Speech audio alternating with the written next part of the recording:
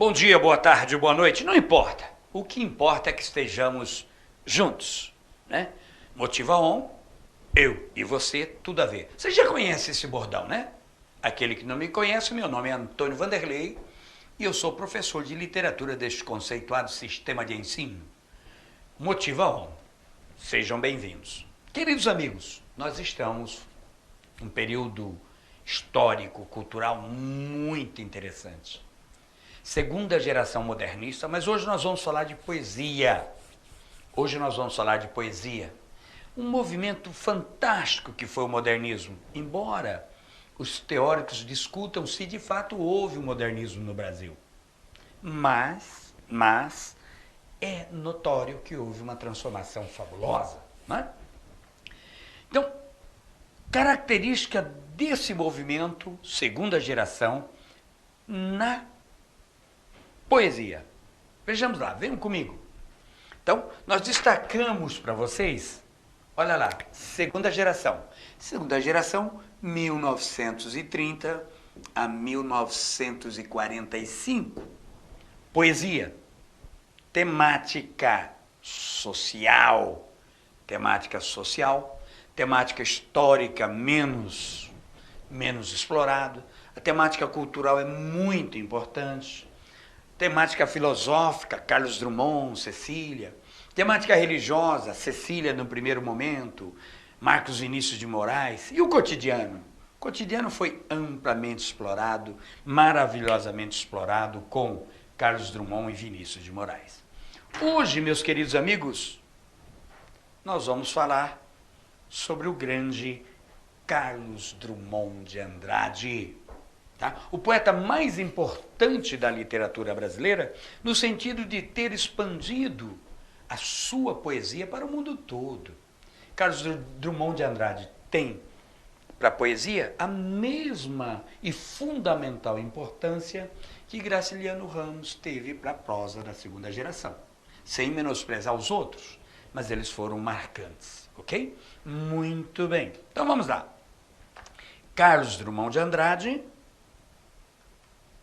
poetas da segunda geração do modernismo. E nós vamos começar com um pequeno trecho. José. E agora, José? A festa acabou, a luz apagou, o povo sumiu, a noite esfriou e agora, José? E agora você que é sem nome, que zomba dos outros, que faz versos, que ama, protesta. E agora, José? Esse trecho aí é fantástico, do nosso Carlos Drummond de Andrade. Sem esquecer, queridos amigos, sem esquecer, né? Havia uma pedra no meio do caminho. Havia uma pedra no meio do caminho. Essa havia uma pedra no meio do caminho. A poesia é do autor até colocar no papel. Depois desse parto, que isso é um parto, aí pertence ao mundo. Essa pedra, interessante, nós nem colocamos aí porque é conhecido de todos. Essa pedra deixou de ser o que de fato aconteceu. Dizem os parentes de Carlos Drummond que ele vinha andando e topou com uma pedra. E escreveu, havia uma pedra no meio do caminho. No meio do caminho havia uma pedra. E essa pedra deixou de ser uma pedra, simplesmente, e passou a ser o resumo, a metáfora da problemática existencial.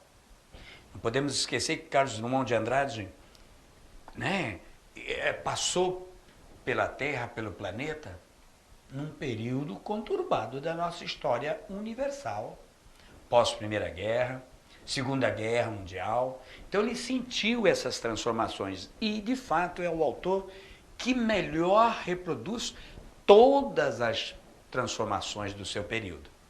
Então nós vamos trabalhar com uma divisão que já é de domínio público, não é minha, tá bom? Mas já todos trabalham com essa divisão dele. Carlos Drummond de Andrade tem uma temática que ele mesmo separou de temas preferenciais e depois, em alguns estudos, foi feita uma divisão também, né, excelente, por sinal, né, de seus temas.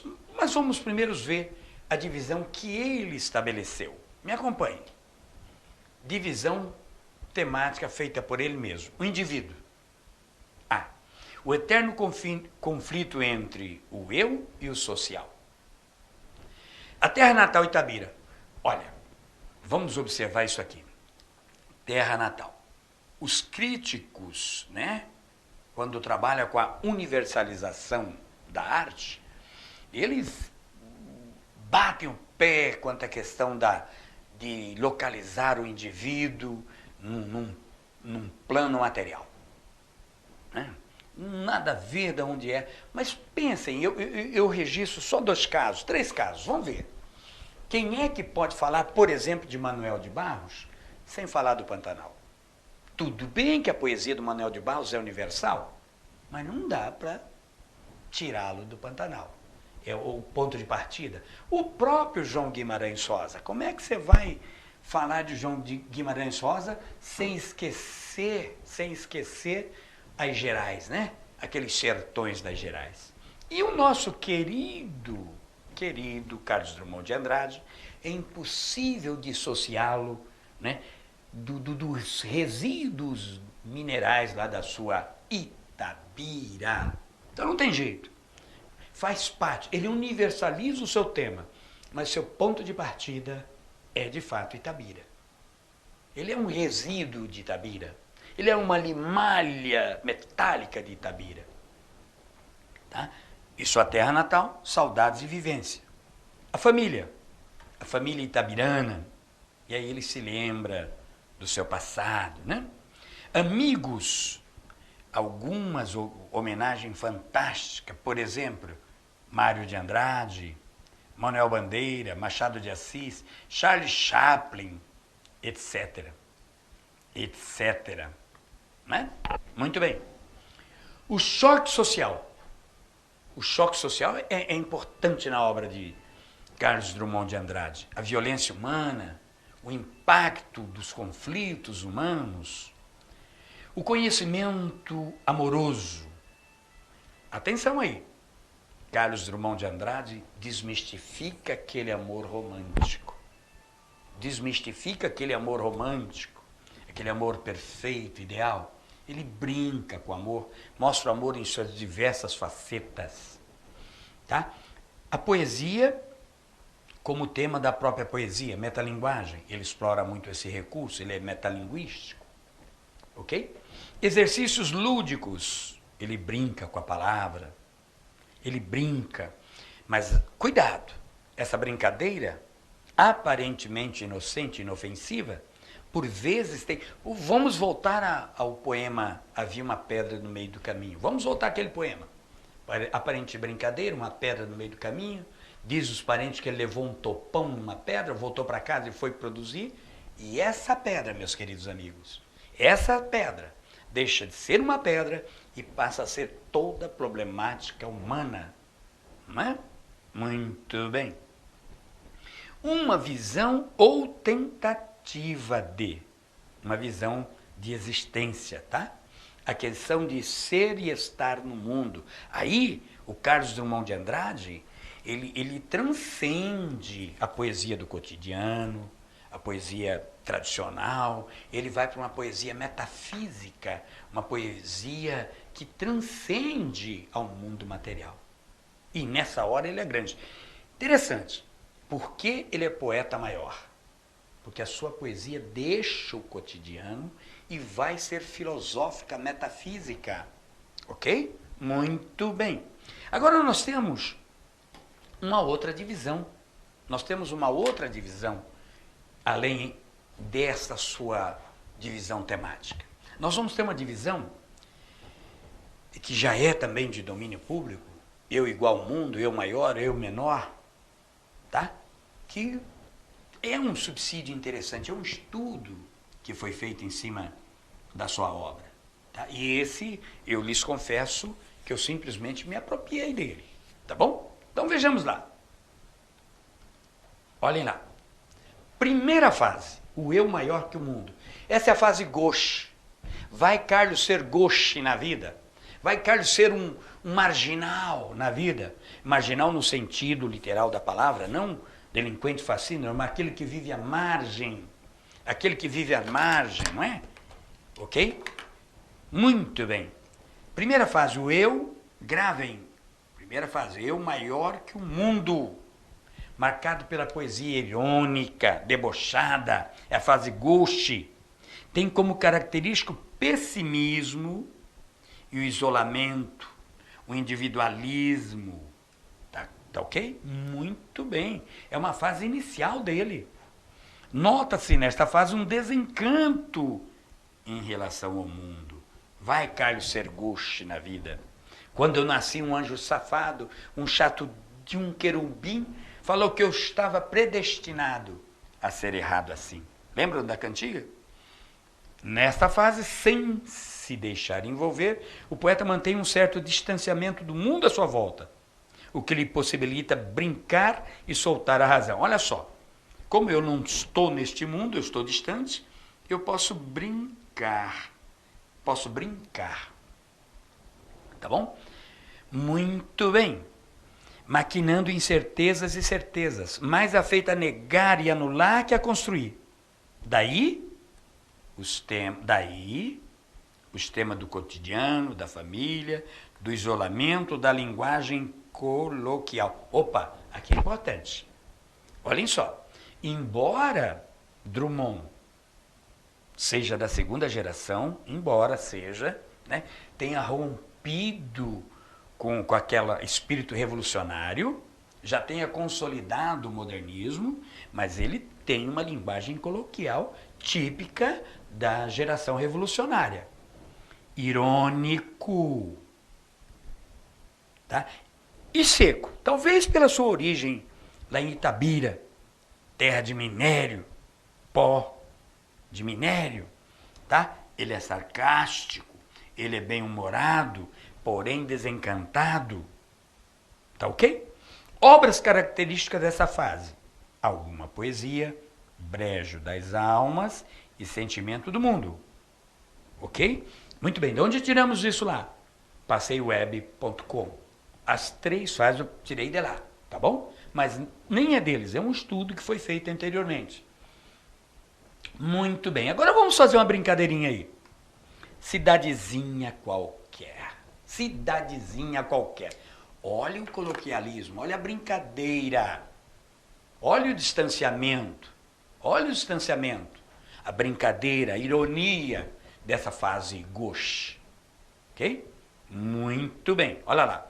Casas entre bananeiras, mulheres entre laranjeiras, pomar, amor, cantar. Um homem vai devagar, um cachorro vai devagar, um burro vai devagar. Devagar as janelas olham. Eita vida besta, meu Deus.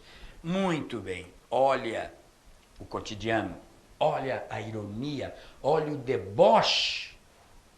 Tá? Essa vida besta, tá? Poderia ser realmente uma metáfora do asno, o homem levando essa vida de asno, levando essa vida do dia a dia, do levanto, trabalho, vou para o serviço, volto do serviço, durmo, né?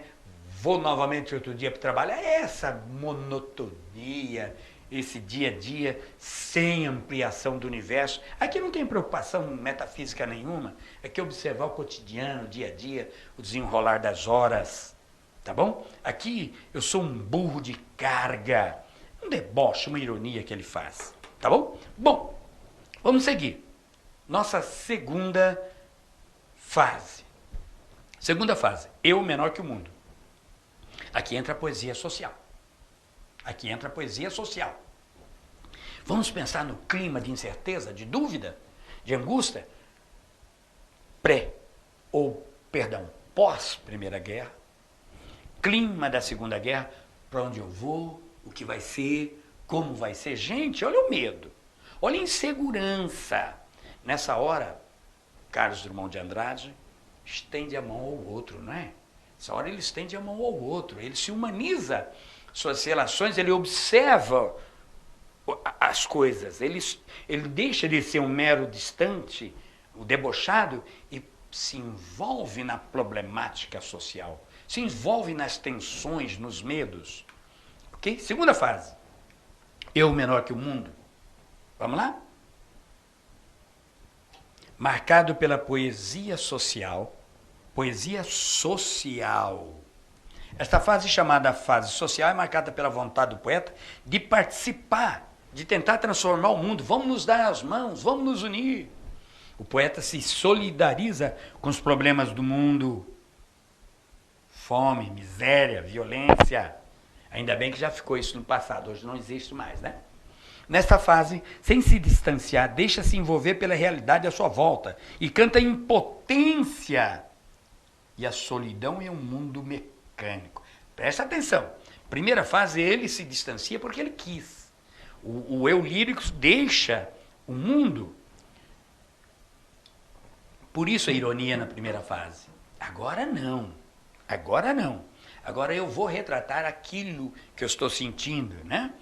Um organismo vivo numa instituição, numa entidade fria, uma política terrível, né? Um clima de distanciamento, solidão, dor.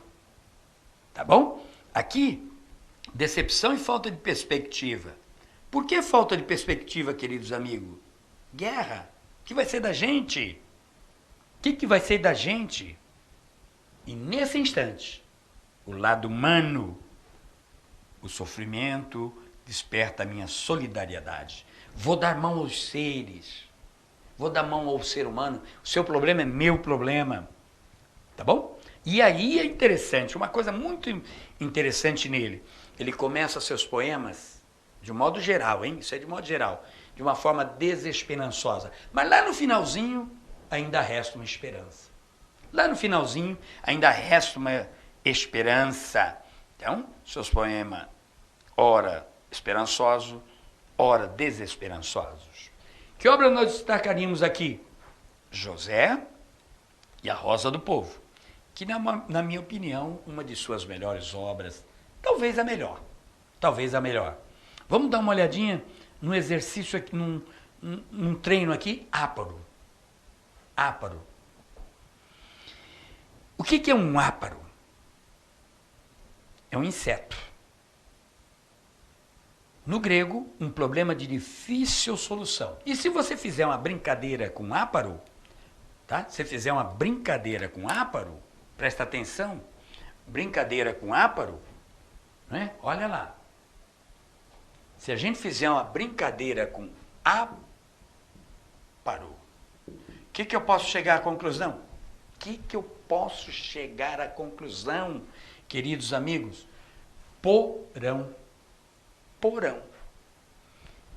Que porão? Porão da história, porão da violência, porão da dor. Olha só, as coisas que aconteciam no porão da história, ninguém ficava sabendo. Né? Então voltemos ao poema. Áparo. Um inseto cava sem alarme, perfurando a terra sem achar escape. Que fazer? Exausto, em país bloqueado, enlace de noite, raiz e mistério. Eis que o labirinto, ó razão, mistério, presto se desata. Em verde sozinha, ante a euclidiana, uma orquídea forma-se. Me acompanhem. Um inseto cava sem alarme, perfurando a terra sem achar escape. Não tem escapatória. Olha o pessimismo aí. Olhem o pessimismo. Tá vendo? Olha lá. Olha o pessimismo. Um inseto cava sem alarme, perfurando a terra sem achar escape. Olha lá.